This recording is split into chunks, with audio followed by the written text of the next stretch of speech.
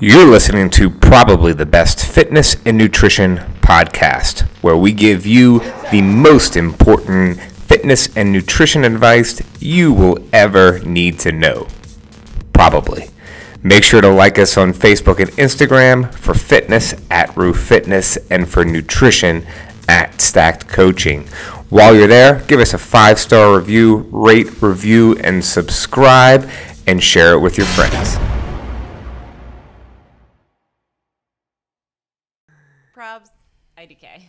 Yo, yo, yo, yo. Oh my God. That's how we're starting. I guess so. We have a Time warp back to the 90s. We have a new name to announce for our podcast.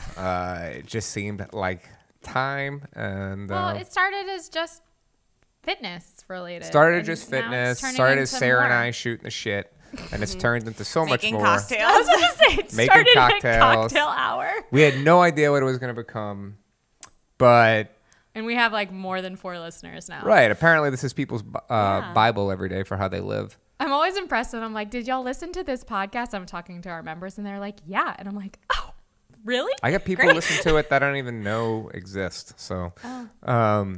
so You know, you made- welcome to probably the best fitness and nutrition podcast.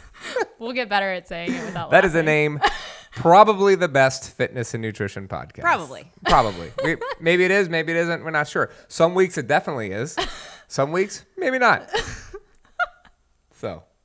Here we are. You're never good if you're not willing to be bad. I love it. I love it. So we have with us Sarah Altabello, Emily Schneller, and I'm Bradley Schneller. We are starting a little 3-week jaunt into mini-series of macronutrients, Jaunt's a fun word. starting what I like to call the foundation of the nutrition house, protein. Foundation is calories, right? And just macronutrients. A calorie is not a macronutrient. Right, but calories are at the bottom of the Well, pyramid.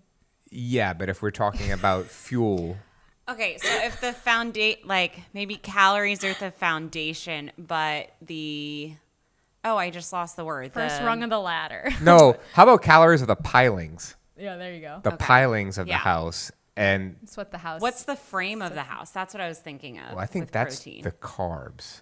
Okay. the frame of the house? Yeah, and the We fat maybe should have is thought like the about this, right? finishings. The rooftop? The roof. Or the finishings.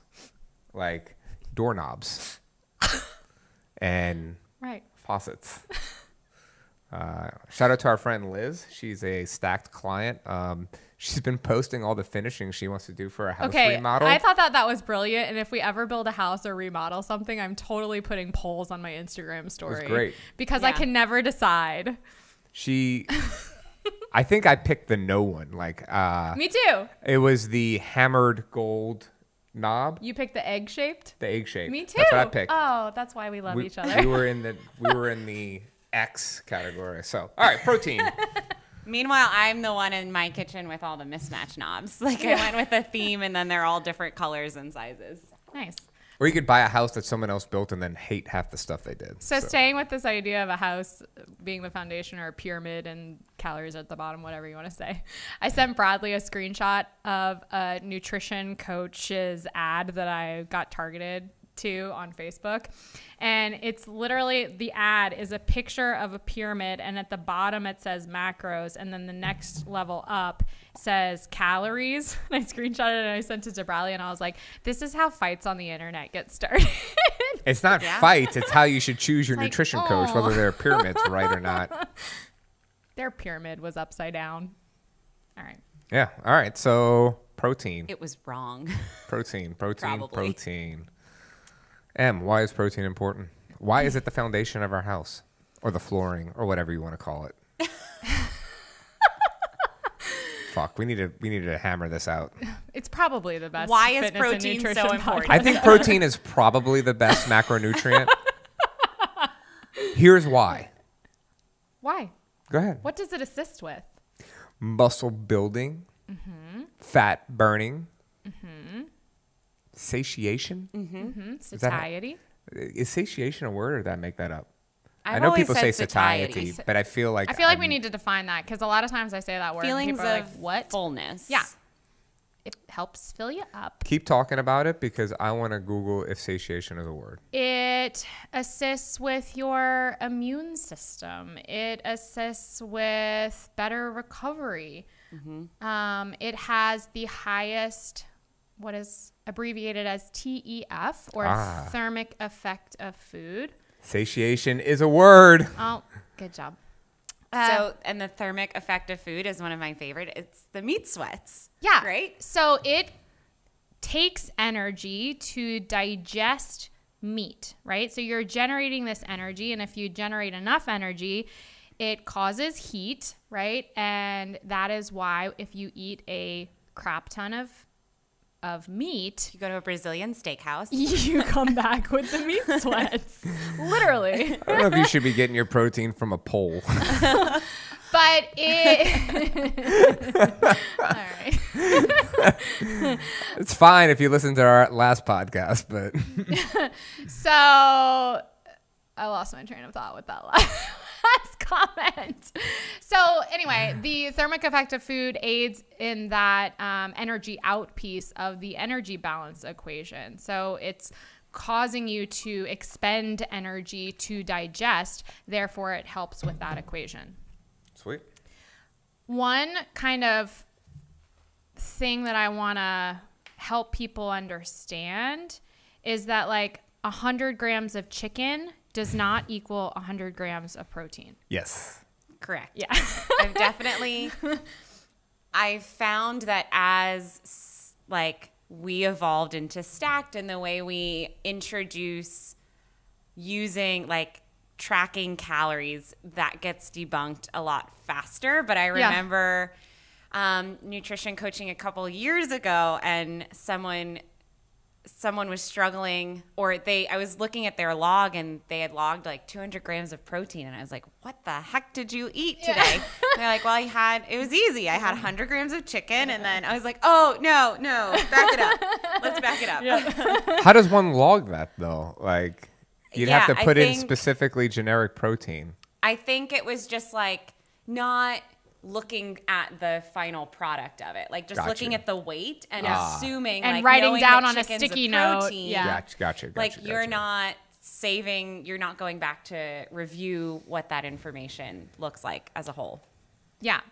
And so it's essential to weigh the chicken, for example, put it into an app like MyFitnessPal, and it will spit out what that chicken is made of. And it's made of a little bit of protein, mostly protein. 23 grams to be exact Yeah. of chicken breast. Chicken breast. Yeah. But it's also important to recognize that different cuts of meat have, even chicken have different protein values. So the chicken thigh has a different protein content than a chicken breast. Same as for seafood as well. We actually got into a little bit of a wormhole of a conversation last night. We had charred octopus last you never night. posted that picture. Did you? Well, you took it on my phone and I forgot that I had it. Okay. That's why. So we had octopus last night, and for anyone who's ever had octopus, it's really dense. It's super meaty. And I thought it was crazy for how dense it is to only have 14 grams of protein. And it just kind of blew my mind a little bit because I'm like, this is an appendage that is a muscle and like does stuff. I feel like it should be more protein than this. But it wasn't. It was 14 grams of protein, 1 gram of fat. I just thought it was weird. Likewise, scallops have... Scallops? Scallops. Is that how you say that? Well, that's how bougie people say it. Scallops. Scallops. Nip it in the butt. Like less than 85 grams of scallops are like significantly more protein. I don't know, but it's fun anyway. But I think that's that probably wasn't the best use of information. And I was also going to say, not only the cut, but looking at like, does it still have the skin on or not? All of those are going to change the macro ratios, basically. And I think that without counting macros, I think that that's one of the biggest aha moments I see with people who've never counted macros before when they start, because they see foods as single macronutrient sources. They think carbs, they think things like bread and pasta, they think protein, they think chicken and fish, you know, but in actuality, it's made up of sometimes all 3 macronutrients, and they're just in varying ratios. If you want to have a really good aha moment, I am having a terrible time saying words today. If you would have a really good aha moment, go to the like deli tub at Whole Foods where they pre-slice their meats, okay? And I'm not talking about the packaged stuff in a case, like stuff that they pre-slice from their deli and then wrapped in the Whole Foods bag, labeled and put on. Anyway, there's nutritional facts on the back. And the other day, I eat a specific type of turkey because, you know. Distill, smoked. But I was looking for that turkey. But in doing so, I was looking at some other ones. And they had about 5 different sliced turkeys, all with different macronutrients. And so like some of the same brand with different macronutrients. But the crazy part is that some of these had like 9 carbs per serving in it. Can you guess which ones those might be? The like honey baked. Yeah, the honey maple. I was going to say turkey, whatever was on like the that. outside that they Yeah. used to season the turkey with. Yeah. And The things you learn from reading nutrition facts. and one of our favorite fun facts, what is protein in? Pretty much everything. Yeah. Yeah, people don't consider like broccoli being a good source of protein, but from a vegetable standpoint, broccoli has a high amount of protein. Romaine has a decent amount of protein in it too. I've had Ryan pivot at dinner because we've got like a nice cut of meat or something, and he goes to make broccoli, and I'm like, no, we need a different vegetable. Like, we got to switch it up. Love it. Yeah, so if you were eating a higher protein diet, what are y'all's favorite sources of protein? I know what Bradley's going to say. It's a recent favorite source. Venison? No. You like venison too. You're all about some cottage cheese right now. Oh, yeah. But that's not my favorite source. I love seared tuna. Yeah, I was going to say a really good tuna steak is like hits the spot every time. Shrimp has lots shrimp. I was talking about this the other day. I feel like shrimp, gram for gram, has the highest protein punch. Yeah. For real. Like 5 shrimp is like 20 grams of protein. It's insane. Yeah. So I find this happens all the time. Like newbies into the macro counting will go to a shrimp boil and let's say they weigh their shrimp and then they just weigh them with the shells on, which is perfectly acceptable, okay? And it's easy to do with shrimp rather than crawfish because you can get a lot on that tray. They will eat that whole tray, weigh the shells, deduct it. They end up with like 300 grams of shrimp, pop that puppy into MyFitnessPal, and they just ate like 150 grams of protein. It is nuts. Jordan and Melissa did that one time. This was like a few months back. And I remember Jordan sent me a photo of her tray, and she was like, how do I measure this? Told her exactly to do that. Measure it now. When you're done, remeasure like the peels. She was like, holy crap, we just ate 120 grams of protein a piece. Yeah, so like that brings me to something that people don't realize is like you can easily overeat protein, and that can come with a lot of negative side effects. Like 1, it could affect your poop, probably. 2, don't eat Viking waffles if you have. Yeah, you can have the farts. Okay, did I just say the farts? The farts. The farts. So a lot depends on where your protein is coming from, and like. I think something with the way Stacked works that I love is that by the time we get into macros, we've taught or people have learned how to get most of their calories from real whole food. But if you are getting most of your protein through supplementation, it's probably going to cause some gnarly side effects. Mm-hmm. Oh, absolutely. Absolutely. And the other thing it causes is bloating and water retention. Mm-hmm. So cool. Yeah. All right. So yeah, we talked a little bit about plant-based proteins. Broccoli has lots of protein, things like lentils, quinoa, chickpeas. Let's talk about amounts that people need. Yeah, I think so. There are ranges and we have calculations. Okay.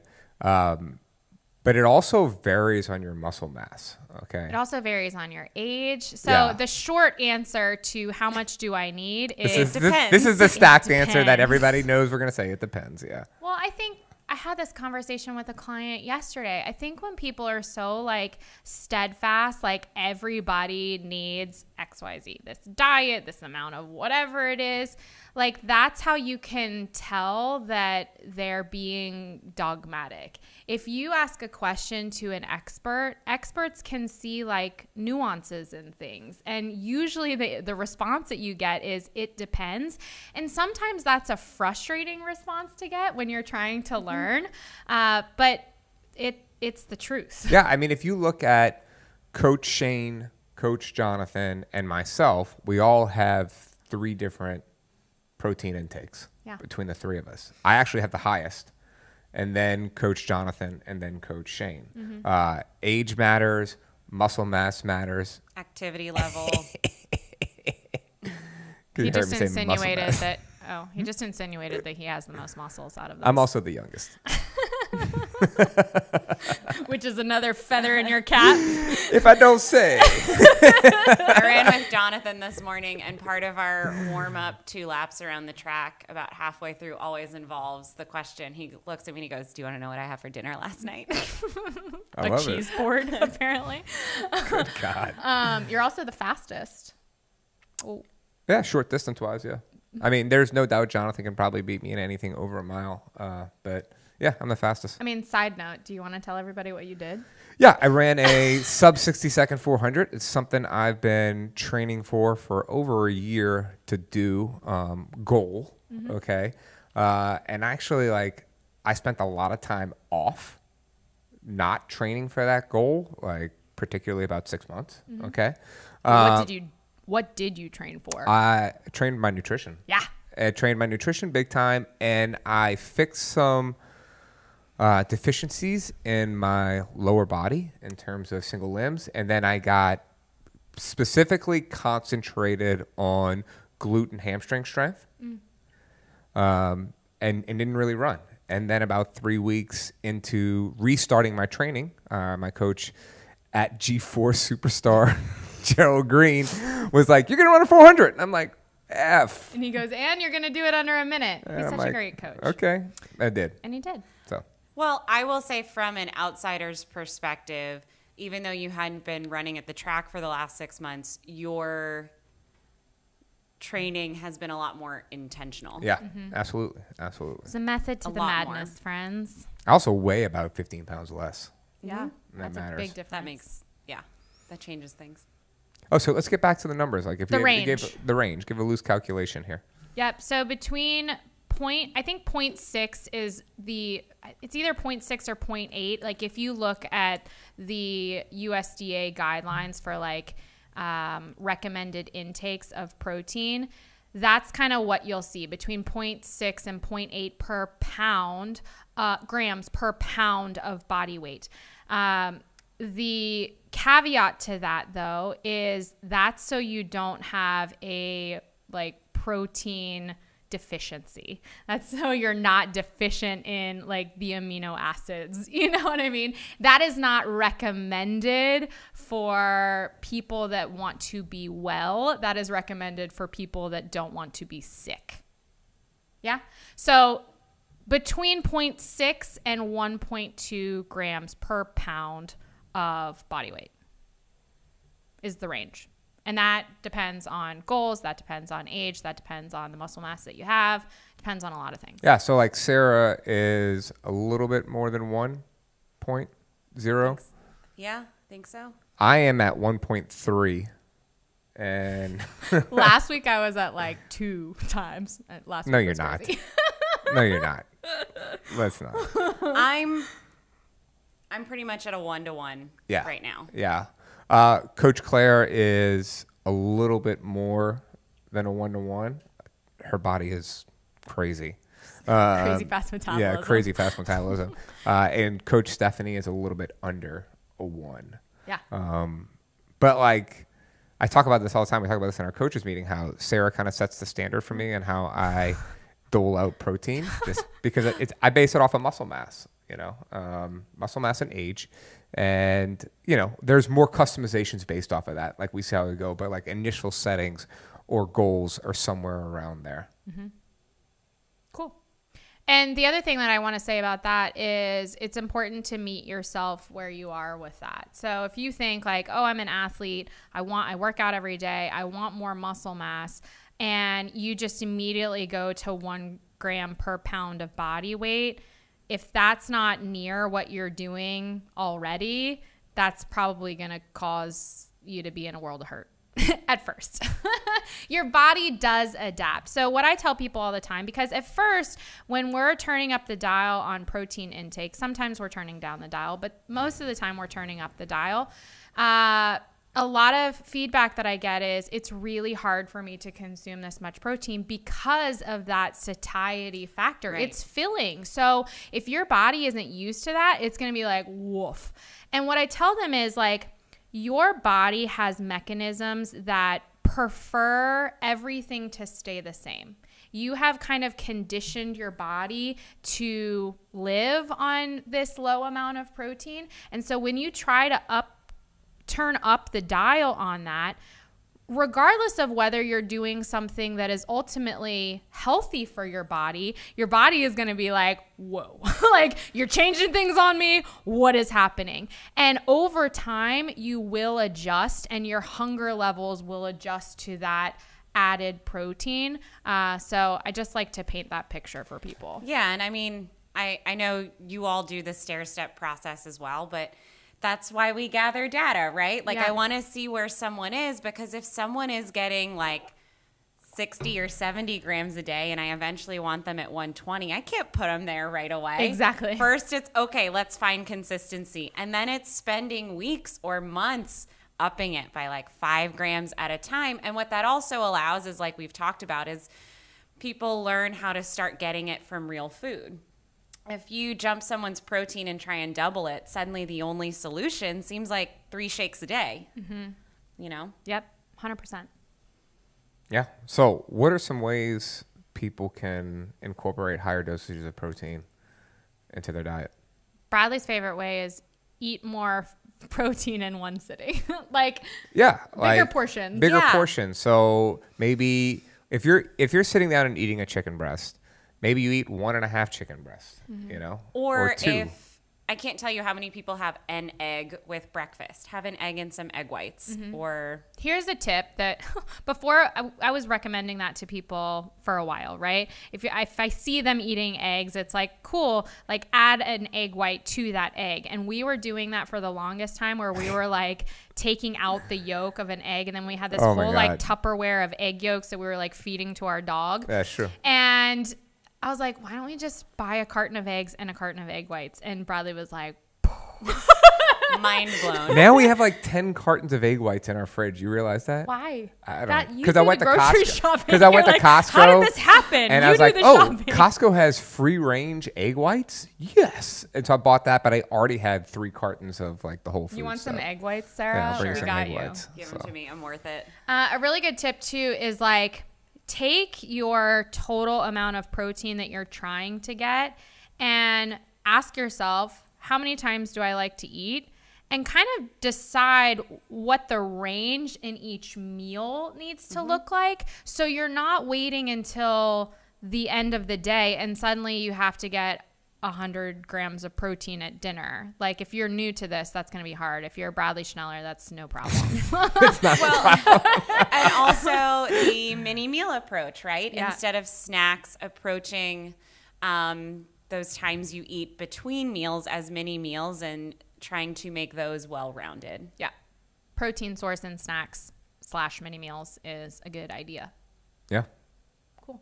Anything else? About protein? Yeah. Let's talk about supplementation. Okay. Let's talk about it. So who should supplement? How much should you supplement? What should you supplement?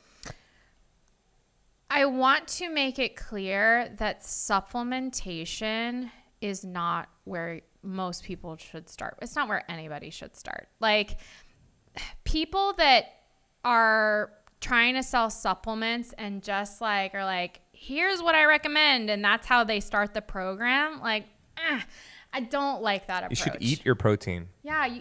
Yeah. And if you're trying to hit a certain target, and a protein shake or a protein bar would be helpful for you. Built Bar is a supplement. Yes. To get to that number, then okay. But I think where people misstep is either they don't understand the purpose of the supplement.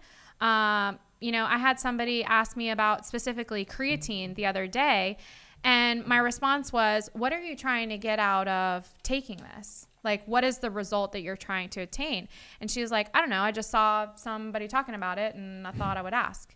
Do a little digging and figure out what the benefit is. Don't just take things blindly, because I see that a lot. Yeah. Also, like, most protein supplementations are whey.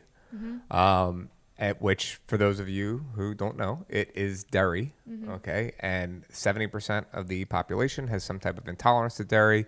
Mostly that has to do with quantity of dairy in a day. So it is very possible to stack like the whey on top of some other dairy you had, and all of a sudden you're like shitting yourself all day. Yeah.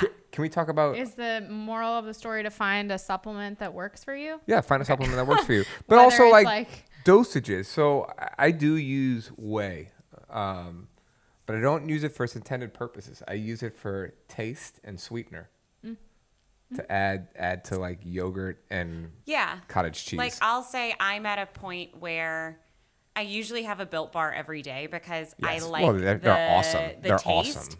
It's not dessert. So much. Yeah, it's something that keeps me from eating something else, and I'm perfectly satisfied with that. And even, like, I drink a lot less protein now, but even then I drink it because I like the taste after a workout, or I like the flavor it adds to oatmeal or something like that. Yeah. Let's talk about vegan proteins real quick. Vegan protein supplements. Okay. So what are some things people should be on the lookout when they are trying to find an alternative to whey? You want, this isn't a vegan source, but you want, I was thinking about collagen. Yeah, like we talk about collagen whey, too. Yeah. If people are like trying to find something outside of whey, I see them a lot of times going to collagen because that was the sexy thing, the popular thing to do. And not to say that there's not benefits to collagen protein, but it's not the same effect as getting a complete source of protein, which means that it has all of the essential amino acids that your body cannot create itself. It needs to get them from outside food. Collagen is an incomplete protein source, meaning it does not have all of the essential amino acids. And so if you're trying to incorporate collagen specifically to reach a protein goal, it's probably not your best source of protein. If you're taking the collagen protein because you want to have better joint function and hair and nails, then they also make have pills. at it. They make pills for that too. Yeah. Make collagen pills. Yeah. All right. So when someone's looking at a vegan protein, though, what are some things they should be looking at in order to get all of the amino acids? That's the thing. You want to make sure that you are getting the complete amino acid profile. Can you give some examples, though? It will probably be on the label, to be perfectly honest. But, like, rice is a protein source. Beans are a protein source. But the reason why they're oftentimes put together in you'll see pea protein and rice protein together, it's because it's trying to get at that complete amino acid profile. So red beans and rice typically give me really bad gas. If I eat beans and rice protein, will I have really bad gas? Potentially. That doesn't need to be answered. I feel like that's stupid. an experiment you don't need to try. Nope, I'm just being silly. I think that has more to do with the legume than it does with the amount of protein that you're receiving from that meal. Yeah, it's a joke. It probably wasn't the best joke, but it's a joke. Okay. How many times can we say that? All right, anything else to add, Em? I don't think so. No, I think those are the big ones. Yeah, I love it. So if you are looking for help with protein, holla. And maybe by the second podcast where we talk about another macronutrient, we'll know the makeup of the house. Yeah, we'll figure that out. In between then and now, we'll figure that out for next time. All right, y'all. We appreciate it. Hope you have a great day. Tell your mom hi and them. Peace. Bye.